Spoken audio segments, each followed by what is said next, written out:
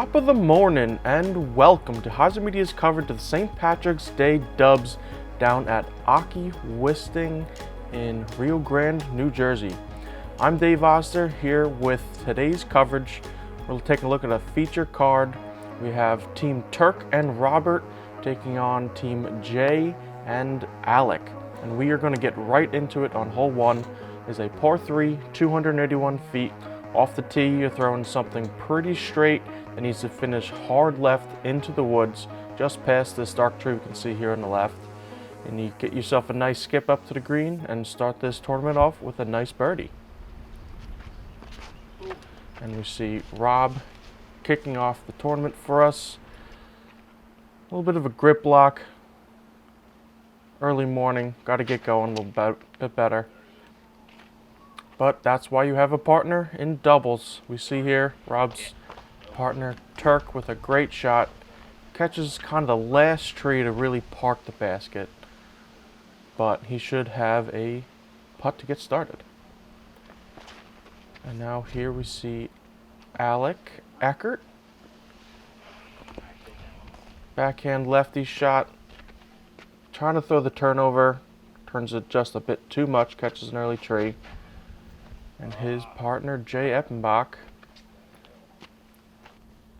gets us in the fairway.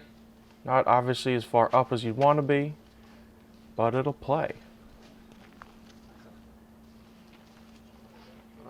And a beautiful shot up, should be inside the circle. See if Alec can now give it a run.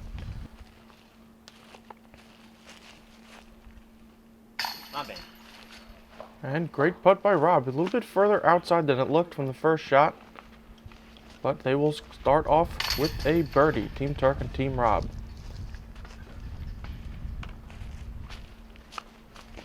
Jay taps in for the par for him and Alec. And we'll move over to hole 2. Par 3, 246 feet. Kind of the opposite of the first hole. You're going straight out of this gap that we're looking at. And a forehand skip to the right is a great shot, as it will get you far up to the basket. And again, another shot for your birdie. Let's see what these players are able to do.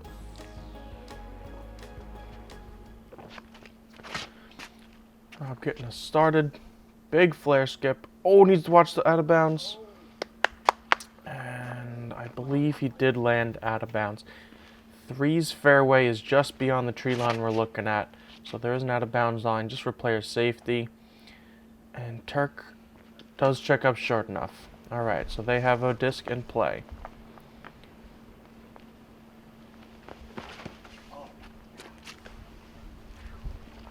And this hole's shaping better for a lefty backhand with Alec, but he not able to get it down the fairway. And Jay puts one in play. So no great flare skips all the way up to the basket, but both teams here are on their way to a long birdie bid. Oh, and there's one as I say it. But parked for par. Let's see if Rob can do any better. Gives it a bit of a scare. Knowing that his partner Terk was right next to the basket, he could obviously go 100%. And nice upshot by Jay. Again, giving Alec the green light go to try to run it. A little turnover. Oh, I think it caught a branch or a tree there. Not bad. So both of our teams are pretty close. Nice putt by Terk. We'll be getting off of hole 2 with 2 pars.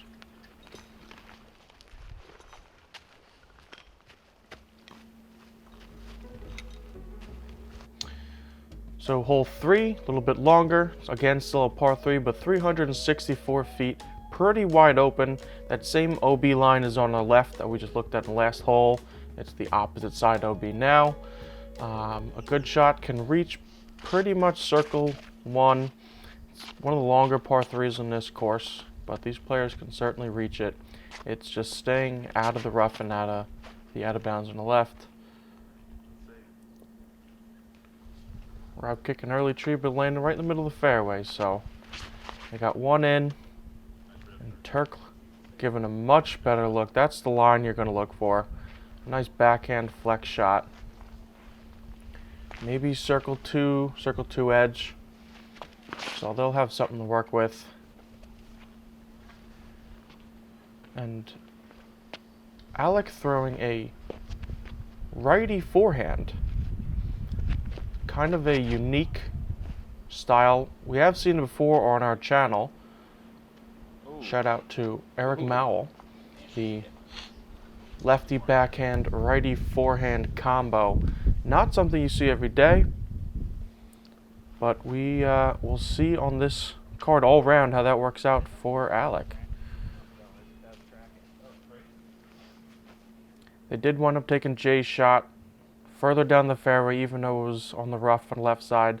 That out of bounds line that I spoke of before doesn't go all the way down. It's just while the two fairways intersect. So they made it past that.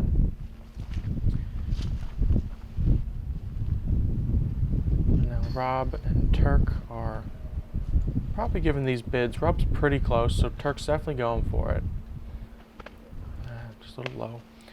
It was pretty breezy on certain parts of this course. I'm not sure if that came into play at all. And it looks like it might be. Maybe looking at a headwind, pushing their discs. Looks like both Jay and Terk putting a little bit nose down. Came out just a little bit short, but again, that's why you have a partner in doubles, to save your little silly mistakes like missing 12 to 15 footers. So again, 2 pars on hole 3, and we will move over to hole 4. Par 3, 254 feet.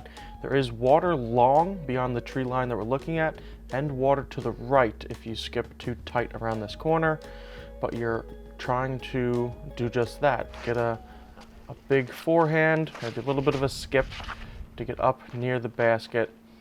And Rob goes just a bit inside. I don't think he went in the water, but he's in the rough on that right side. See if Terk can keep it a little bit further out there.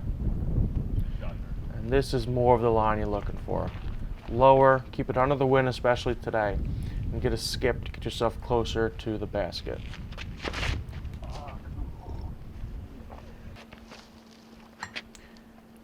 And another low shot by Alec. I think he's having a little bit of trouble getting going today, but it's still early. And pretty good turnover by Jay. Maybe a little bit more air could have gotten him the distance he was probably looking for, but not a bad shot overall. Good up, 15, 18 feet. So now Alec can give it a run.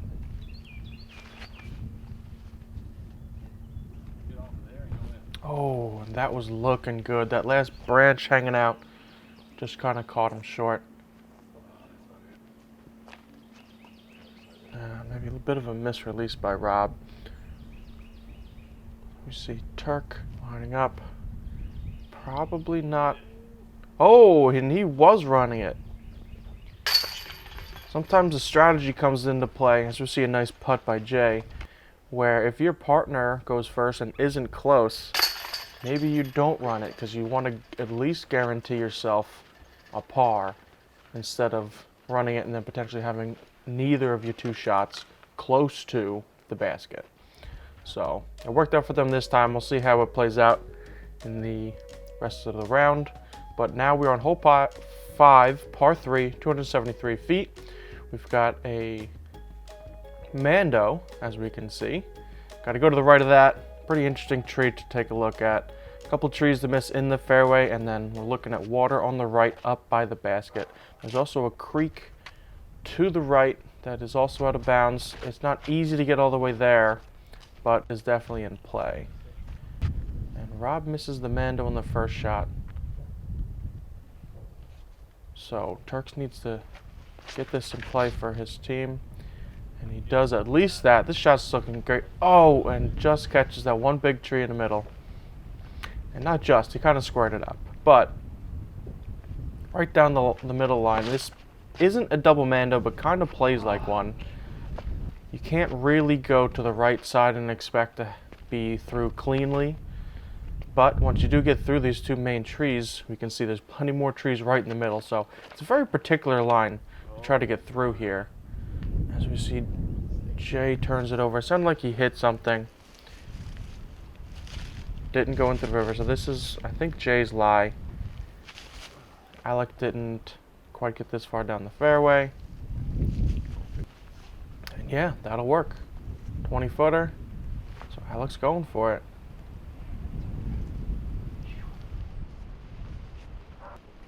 Alright, a little further out, maybe they'll have two options to take a look at.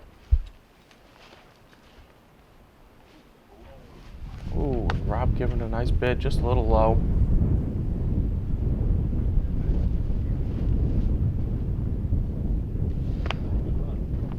And another good run.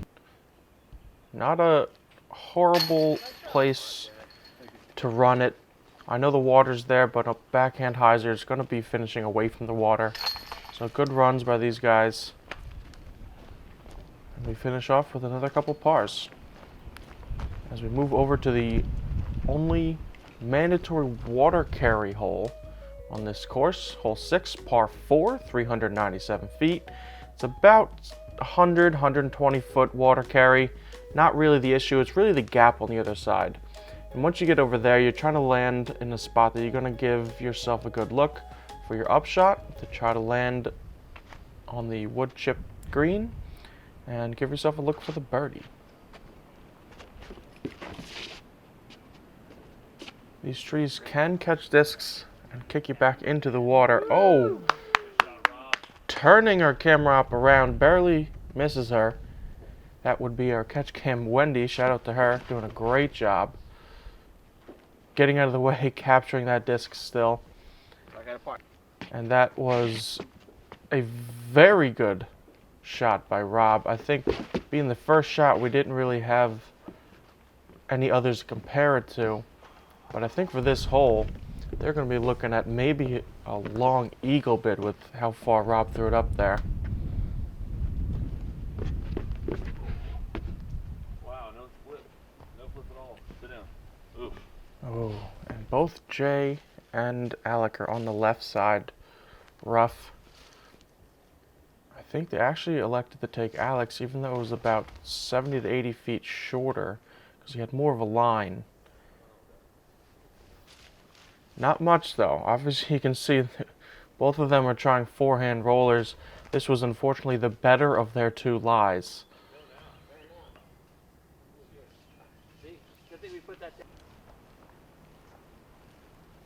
So they take Jay's lie, right side, and notice that we're still not up to Rob's tee shot. These guys are already throwing 3.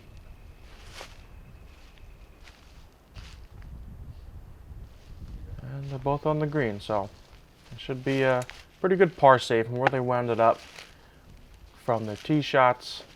And now we take a look at Rob and Terk. Oh, good tree kick. That parked them right there. So now Terk can run it. Oh, pulled a little right. That's one of the great things about doubles tournaments, is watching them on coverage or even just playing them. Sometimes you get very exciting shots because players are running shots that they wouldn't normally run because they have to play conservative. But with a partner, you have your first player lay up, second player can now be aggressive. So we might be getting some exciting shots here in this round. And we'll see if that happens here on hole 7, par 3, 229 feet. Pretty much dead straight, starting out in the open into a little bit of a tunnel shot into the woods and a little bit of a sloping green behind the basket, so speed control is important on this throw. And Rob's looking good, fading out a little early. Oh, and catches some of the logs on the left side. That was going to be probably inside the circle on the left side of the basket.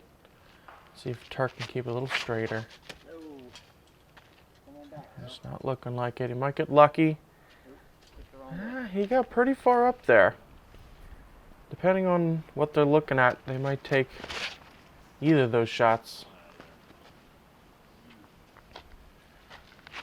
And just a little bit turned over.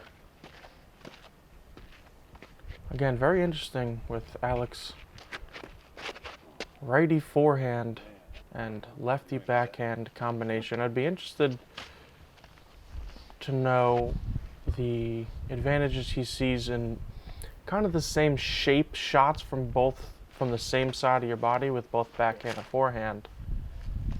But obviously, it's that's his play style, so it must work for him.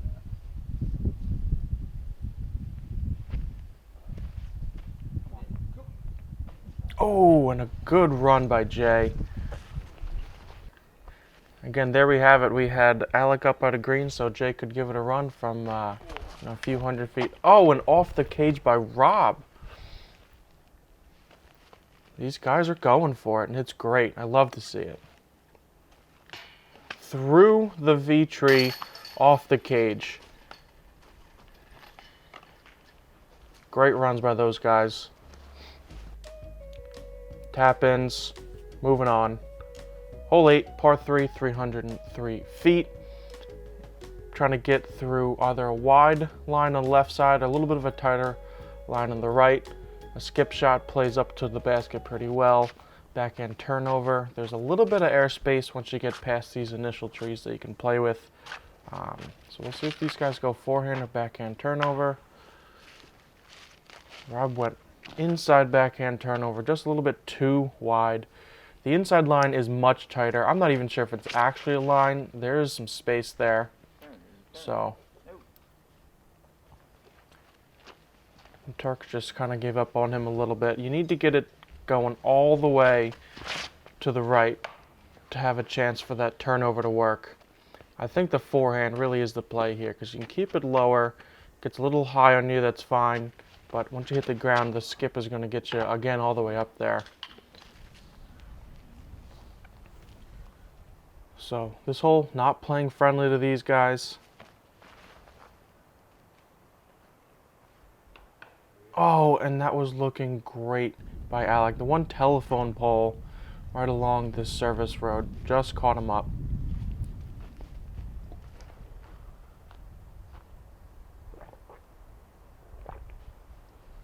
And that's more of what you're looking like. That's going to be 25, 30 feet for Jay and Alec. Ooh, and that same telephone pole that caught up Alec also got Terk from a different direction.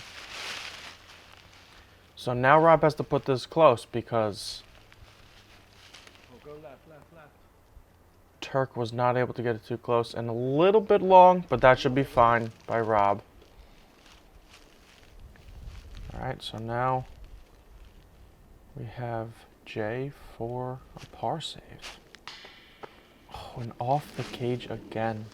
These guys are just inches from making some incredible putts. And they're, oh, that hit dead center chains, a little bit right side, but that easily could have stayed. And a nice putt by Rob to save the par. And unfortunately, Jay and Alec are going to get the first bogey of the round. A lot of golf still to play, so we'll move over to hole 9, par 3, 316 feet. Similar shape, but not as aggressive of a line. You have a wide line and a tight line to the right side. With the first basket we're looking at is actually hole 10's basket. 9 is over to the right. You can't quite see it from the tee, which adds to the difficulty of being a little bit of a blind shot. So again, a turnover actually fits this hole a little bit better because once you get it turning, you want it to kind of pan out straight, whereas a forehand might actually skip further right to the basket than you want it to.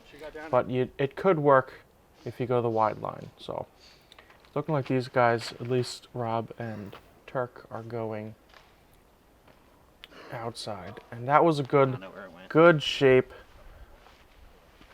Just got caught up in some trees.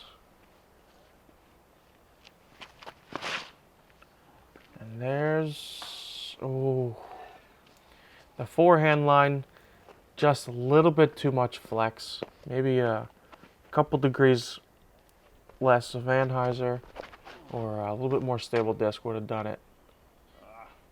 And yep, didn't get it over. The turnover to the outside line again is going to be another line like the last hole where it's just going to be hard to keep it going all the way to the right.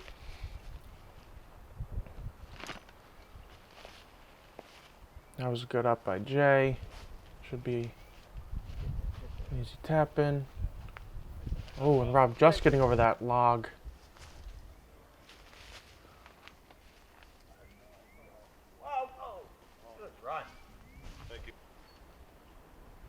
Oh, no, excuse me. That was Jay's shot. Also a nice shot. First shot was by Terk. These guys are all getting it pretty close. That was a pretty good run. Not an easy line. You see they're throwing. Ooh. Skating along the rim there for Rob. Oh, and another spit out. What is going on right now with these baskets? Oh. Thank you, partner. Again. And good save by Alec. Not repeating what happened last hole, so they stay even par, and we are done with the front nine of the St. Patrick's Day dubs. Take a look at our leaderboard. James and Dylan are tied with Terk and Robert for first place. We have Bill and Damien at -1. A couple other guys getting up there, and we will move to the back nine. Thanks for watching. If you haven't done so already, please subscribe to our channel, and we'll see you on the next hole.